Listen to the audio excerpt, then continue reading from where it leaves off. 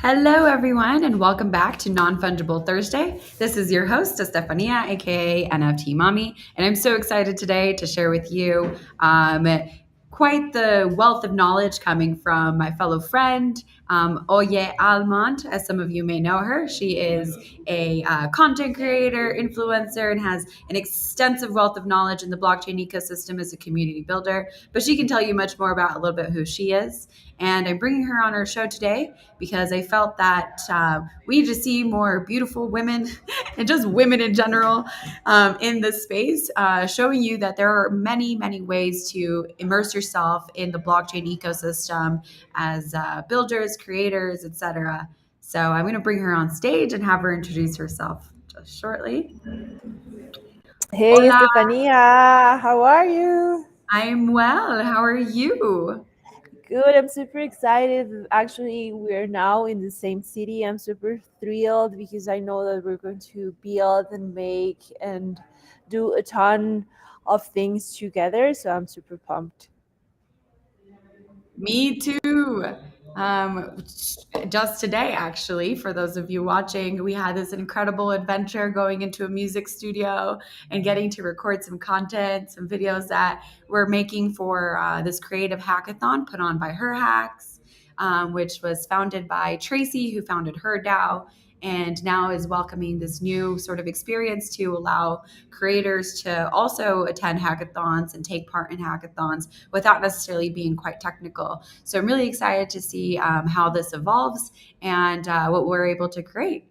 So Almond, bienvenida al show de Non-Fungible Thursday. Mi primera pregunta para ti. Wow, I'm speaking Spanglish. You're speaking Spanish. I've been in Officially. This is Mexico for official. 2 days. It's so funny. Well, my first question is yeah, can you tell the world a little bit about you, how you got into blockchain, and what you're up to these days? Of course, of course. Again, thank you for having me, Stefania. And basically, the way in which I entered into the Web3 space, it was because at some point in my professional career, I was super lost and I felt super, super lost. Before entering the Web3 space, I applied to a scholarship that's called Chevening, which actually is a scholarship that's given by the British government. And this is a scholarship for studying a master on whatever school you choose from Britain, right? So I applied to this scholarship because I want to study in more of a college focus on creative industries. And I wanted to do that because at that point of my life, I was a founder. I created a company which was called Chidas MX, and it was a company in which I empowered women and I teach them how to become journalists.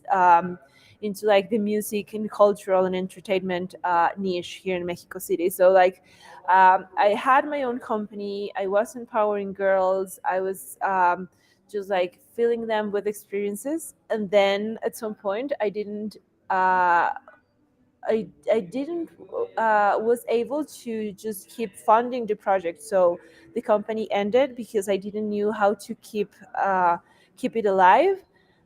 So I wanted to study actually how would be a good way in which we can fund creative projects. So I applied to this scholarship. It was super tough because it was a 1 year process. So you need to apply, and then like 2 months after you get an answer, and then 3 months after another answer. So it's like a super long process. And at the end, I didn't want this scholarship, so I was super depressed. I felt awful because I had no company left. I didn't want the scholarship. And then at this point, the NFT boom was already there.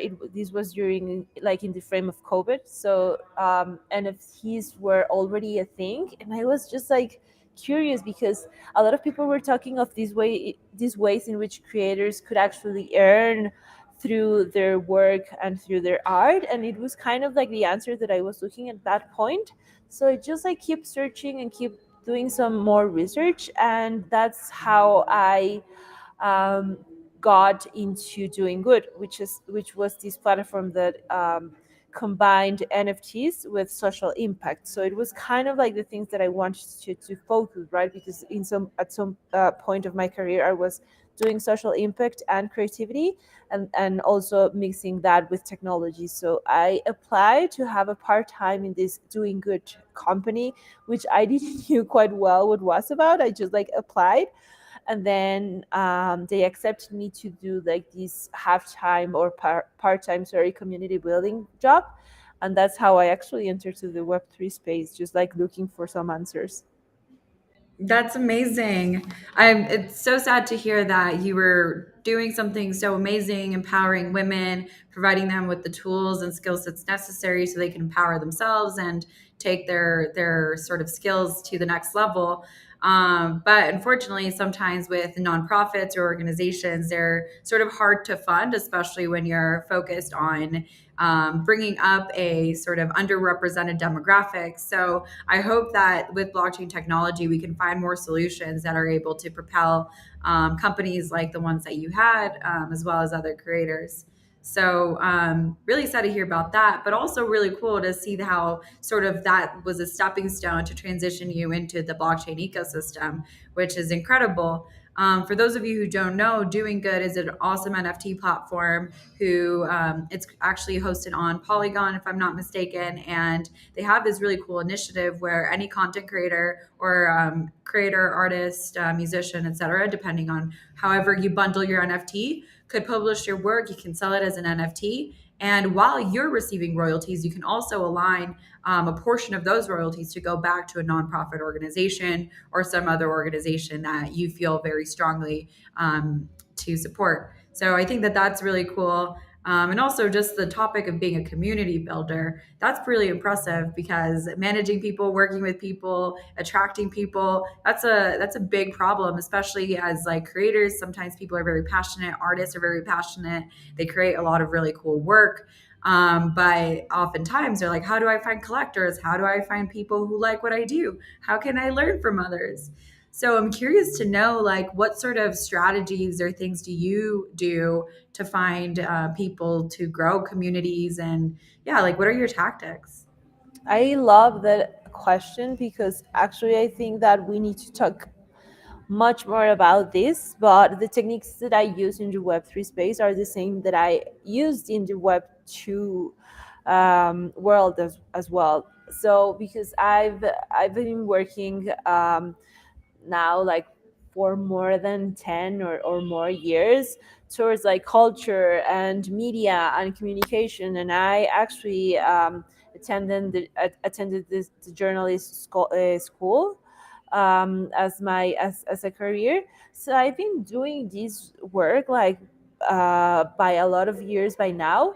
So for me it was just like to bring the techniques and the strategies that I was already making, right? So like being empathetic, to listen to people, to organize events that the community wants to have, to invite other communities to participate in your events as well, to find the ways in which other platforms can actually complement your own platform, to build virtual events and also in real life events, to engage with people with the communication channels that you have in Web3. We're talking a little bit more about like Discord or maybe Telegram, and maybe in the Web2 it was more about like social media.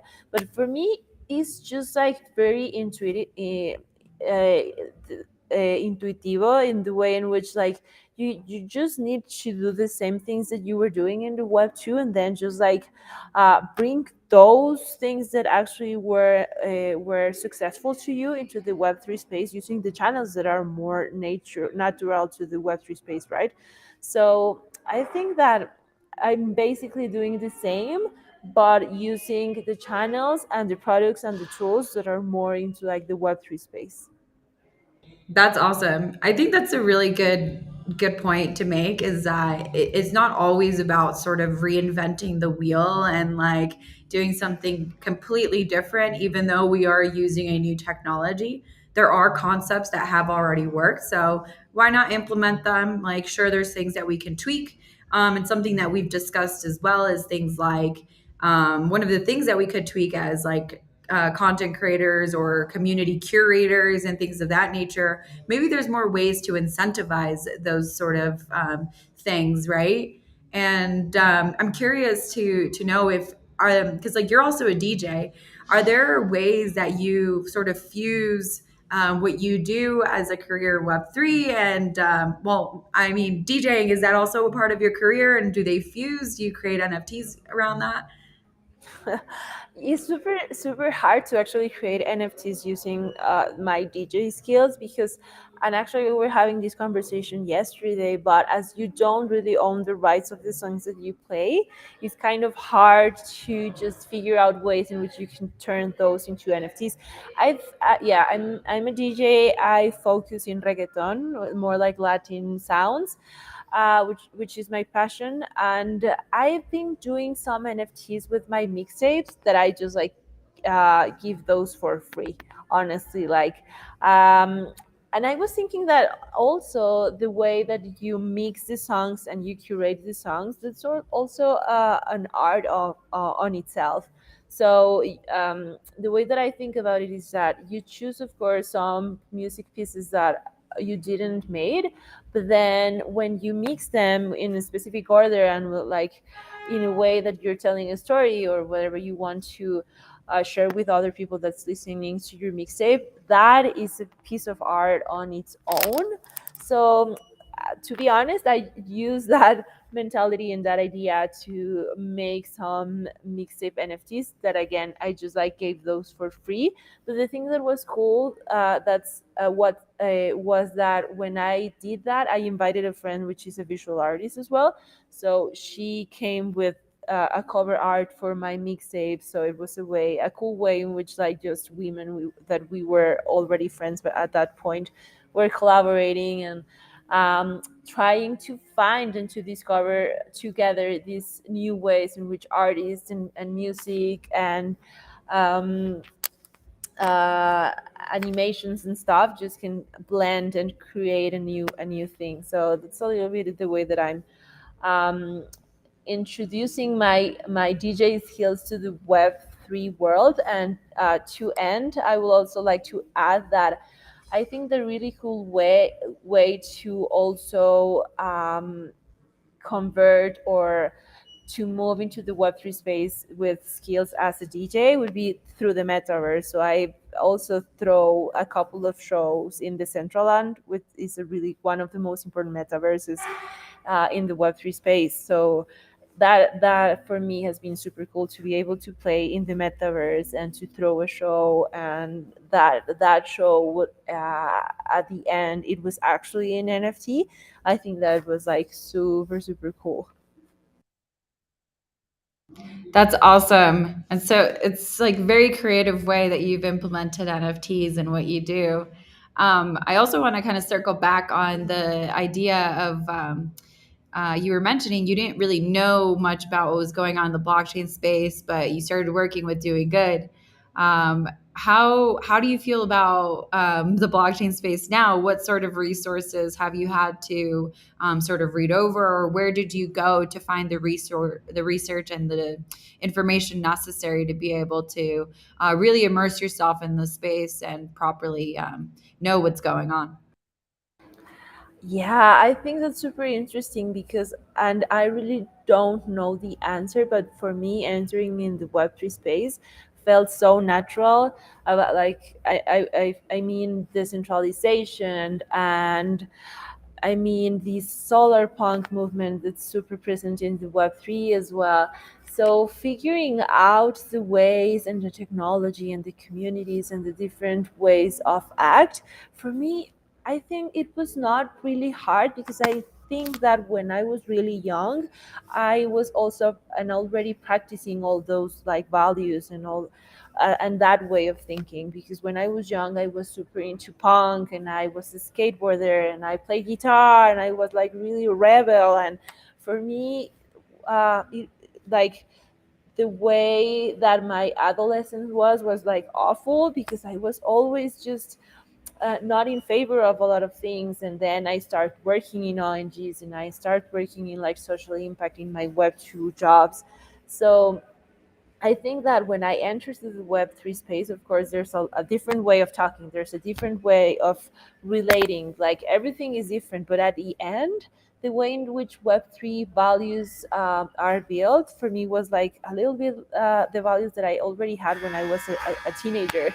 Just like being against everything and just like finding solutions to not be part of like the system or the mainstream or like the big companies. So Web3 on its own is like a super rebel and punk movement on its own.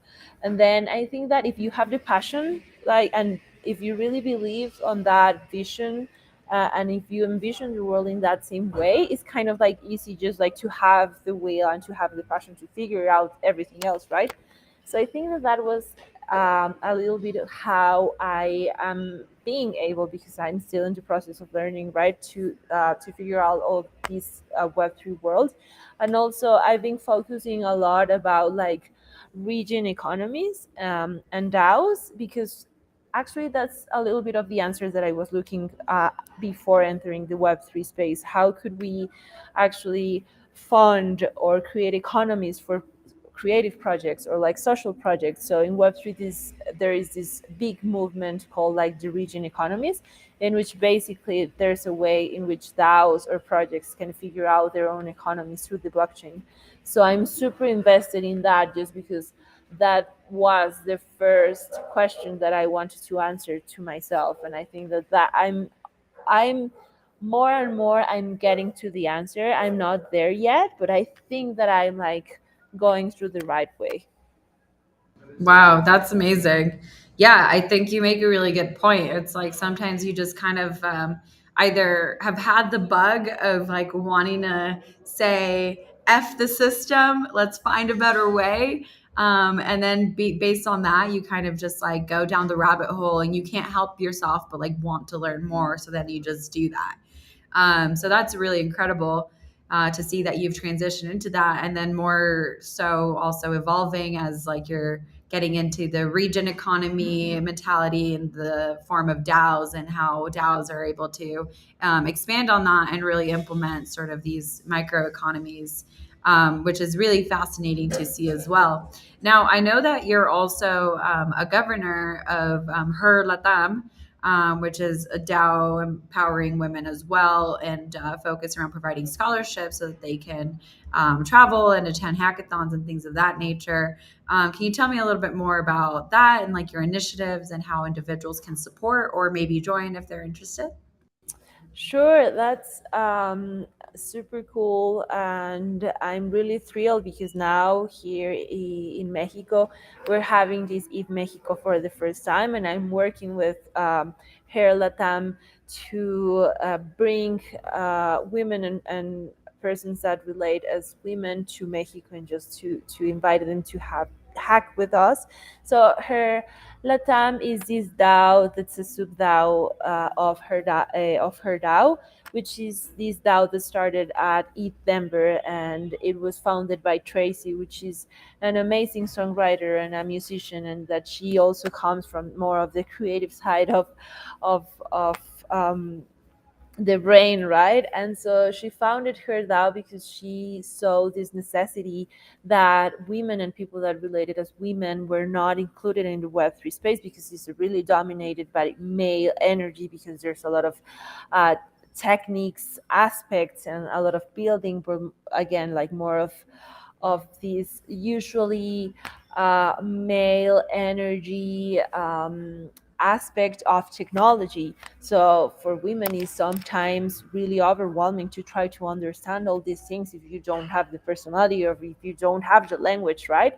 So her DAO is basically a DAO focused in introducing women and people that relate as women to the Web3 space by scholarships. And with with scholarships, I mean that providing them with the money and the tools for them to travel and participate mainly in hackathons or like Web3 events. So we have had scholarships during Eat Denver, during NFT NYC, during Activate Miami. So like a lot of things. And now with her Latam, we're having scholarships here to attend at if Mexico and come and hack with us and like just have all these Web3 wonderful experience as a builder, and for them to prove themselves and to like just learn that they can do a difference and they can participate with the skills that they already had. Like, it does not matter that they're not developers.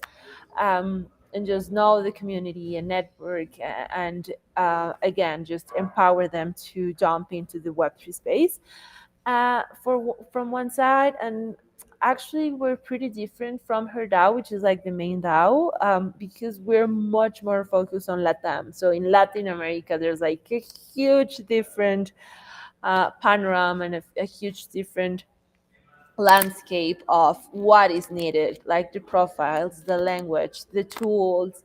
So we really want to focus on the needs of Latin America and really build a DAO that fits and that fix some of these necessities. So yeah, we this is our first event, meaning like in Mexico, this is the first effort that we actually made as a DAO, and we're just working towards DevCon, which is going to be in Bogota, Colombia, in a couple of months from now. And yeah, super excited to see what's coming. That's amazing. Now, how do you go about making sure that you're able to pay for those sort of sponsorships and scholarships for the scholars? You mean like how to get the money? Yeah, like how is that funded? How does Her Latam survive when you're essentially also creating, in a sense, like a nonprofit organization? Because it seems like a lot of it's going back to the ecosystem. Right. So the way in which we get funds is by sponsorships, basically. So like we reach people from different protocols or tools or companies, and we just tell them and share about her DAO, and then her Latam, and just we try to be super strategic with partnerships that are going to be present in the events that we want to be active as well, right? So like we reach out people that we knew that were going to be invested at Eat Mexico and so on. So yeah, the way is through sponsorships, but also a really important thing to have in mind as well, and we have had these discussions, the governors of her DAO, is that we really don't want to take money from everyone, right? Like we really need to be sure that the people that's giving money, because again, we need to at some point deliver something to them, whatever they request. So we need to make sure that they are aligned with the values of her DAO, regarding inclusion, regarding technology, regarding the Web3 values, to not to make sure that we're not just like getting money from everyone or whoever just like want to support, like, quote unquote. So yeah, I think I hope that that answered your question. No, yeah, totally. I think I really like to hear that it's like there is this sort of like intentional thought process about like who you reach out to or who you allow to support, because while this initiative is really great and it is sort of leveling up a community who's been underrepresented, there is still this sort of like concept that I've heard actually personally of people saying like, oh, well, supporting this female organization is great marketing. And it's like stuff like that like is it's kind of infuriating because it's like, oh, so this is just a marketing ploy to you, you don't actually care about inclusion.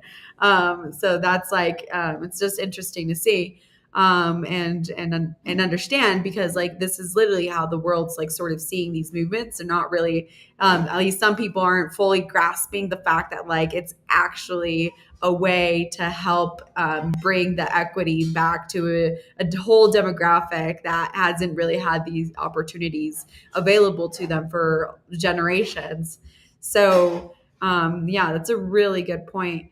Well, I want to keep this short because I know that interviews tend to go long and people get get distracted or bored. So, if anyone wants to learn more about you, where can they find you? And if anyone wants to ever hang out in one of your metaverse events, how can they find out about those? Thank you so much, my friend, and let's just keep doing more things together now that we're going to be much closer. I would love for both of us to join forces into like this Web3 rebuild movement, right?